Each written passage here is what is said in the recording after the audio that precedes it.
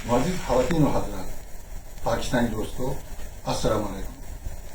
आज योम आज़ादी के मौके पर आप सबको मुबारकबाद पेश करते हैं।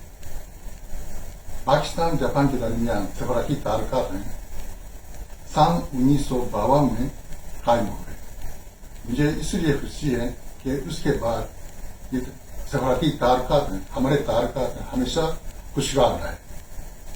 और अगले साल यानी 2022 पाकिस्तान जापान के दरमियान सफारती ताल्लुकात कायम होने के बाद 70 साल सालगिरह है।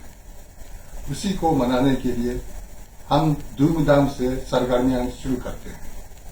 अगले साल अगर आप लोग भी उसी मौके पे तशरीफ लाएं तो हमारे लिए खुशी का बायस होगा।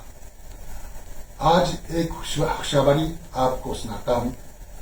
ये जापान का सबसे पुराना कदीम तरीन नोवेल है। उसको कहते हैं गेंजी मोनोगातारी, तेरुओ गेंजी। उसका उर्दू तर्जमा मुकम्मल हो गया है। आपको दिखाता हूँ। ये तकरीबन 1100 सफ़े से मुश्तमिल मुकम्मल तर्जुमा है और मेरी नज़र में ये उर्दू अदब के लिहाज से भी एक बड़ा कारनामा है। और उसके अलावा भी हम कई प्रोजेक्ट हैं अगले साल करते रहेंगे और उसके साथ साथ पाकिस्तान और जापान दोनों कौम को, अक़वाम को यानी नज़दीक लाने के लिए कोशिश हम करते रहेंगे। बहुत बहुत शुक्रिया। पाकिस्तान जापान दोस्ती जिंदाबाद।